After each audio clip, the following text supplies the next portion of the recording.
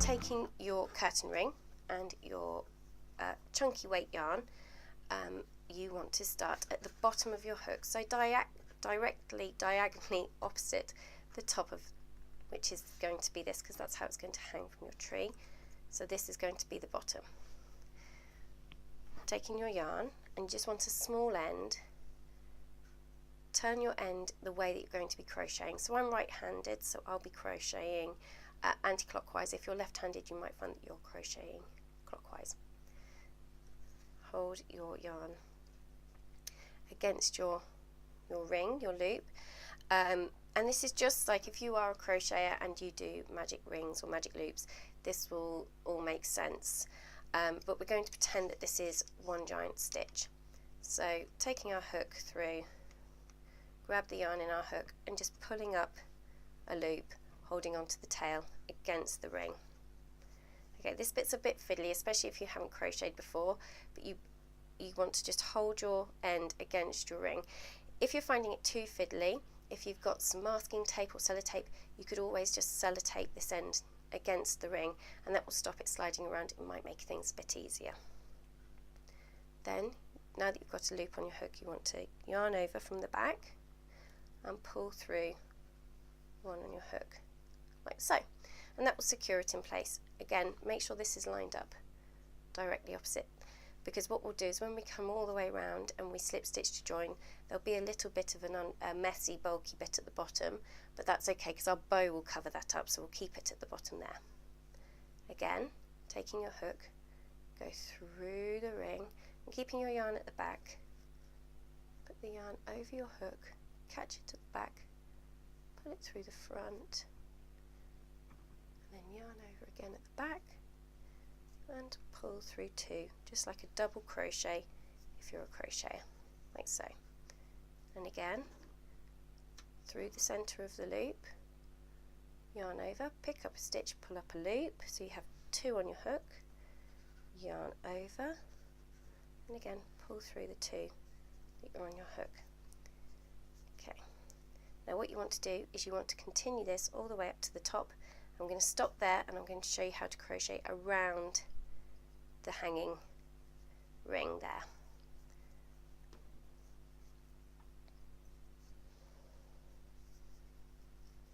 So through the center, yarn over, pull through, there's two on your hook, yarn over, through two, through, yarn over, pull up a loop, yarn over, pull through the two, like so. Okay.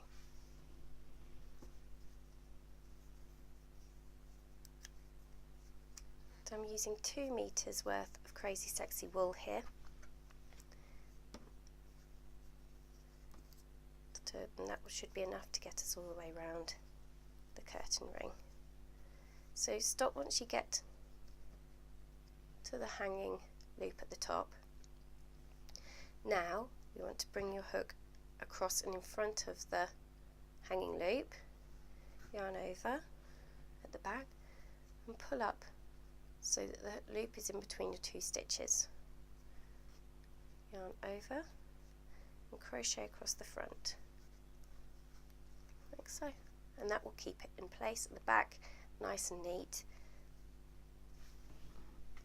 And then it's easy peasy, just continue to crochet all the way around.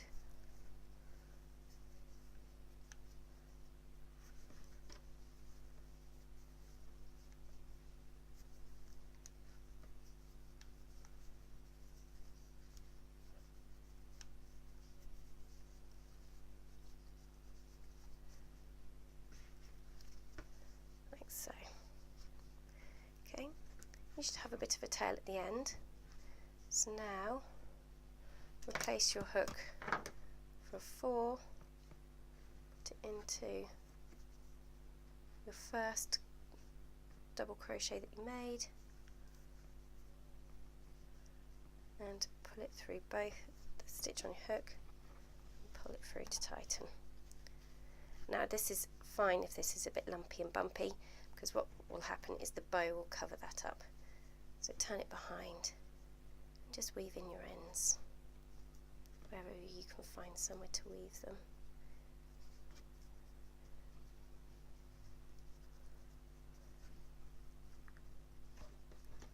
Pull the ends through,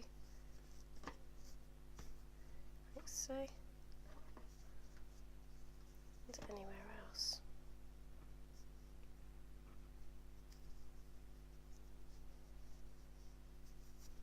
Like so. Trim off any ends. You might find also that there's a little bit of tail sticking out from where we crocheted around it earlier. And there you have one crochet wreath. Hooray! Now that you have your crochet wreath, what we need to do is we need to make the bow that goes at the bottom.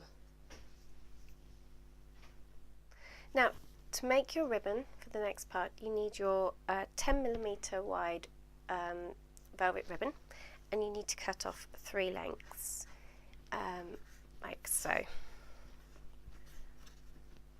Okay. This length needs to be wide enough that when you fold it over to make a ring, like such, and you fold it in half, that it makes a nice bow shape at the bottom. That. So that really depends on taste. So have a little play. Then you need a longer length that when you fold it in half will become the ends that hang down like so. And that's okay to leave these a bit longer, because then you can trim them to however you like, or you can put in some little notches, which I like to do. You need a smaller section which will then go round your bow like so to make the middle piece. And you may have spotted that I've put some double-sided sticky tape on these ones just to make it a little bit easier, but a little bit of PVA glue will work just as well. Also, some very fine wire comes in handy now, and I've just got this gold wire which I picked up from Hobbycraft. But any kind of crafting wire or florist wire or cake making wire will be perfect, so keep that for later. Okay, so first of all, taking the part that has the double-sided sticky tape at one end, peel that off, and this is the piece that you want to make into a loop. So you stick your ends together like so, and you fold it in half, like that. And with your longer piece, you lay it out flat, and you put this looped bit in the middle. And getting your wire, pick up your 2 pieces together, find your wire, and you want to lay your wire across the front. You want to wrap it around all the pieces together, like so, nice and tight.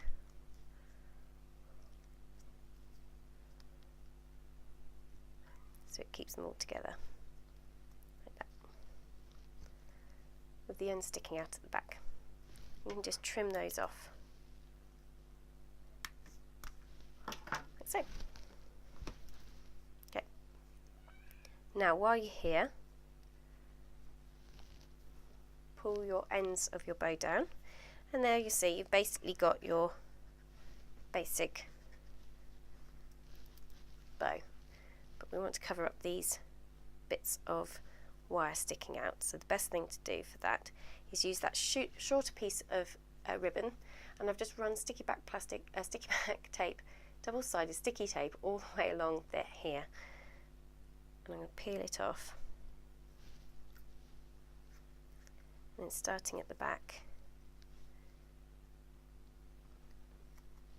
I'm going to wrap it around the middle like so.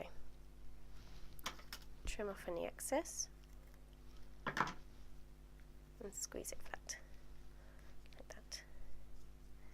Now you have a lovely bow like that. And this is where starting directly opposite the top at the bottom comes in handy, because you can cover up any bobbles or lumps and bumps with your bow. So I'm using a hot glue gun here, but you can use PVA glue, and you just want to put a dollop there. And make sure that is opposite the top of your hanging, like so. And stick your bow in place. Like that. Now it's almost done. You just need your fingering weight yarn or any kind of cotton, or like I say, wax string would be great for this kind of thing. Cut off a good length.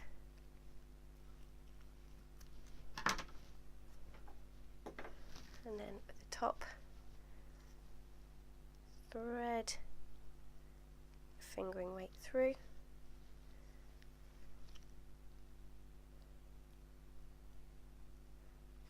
Find the two ends.